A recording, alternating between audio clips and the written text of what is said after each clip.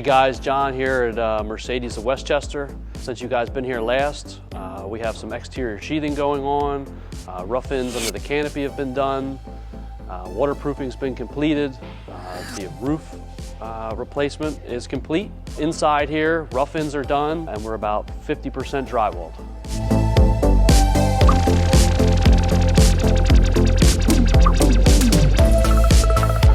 So next time you guys come back, drywall will be completed and paint will be going in along with other interior finishes.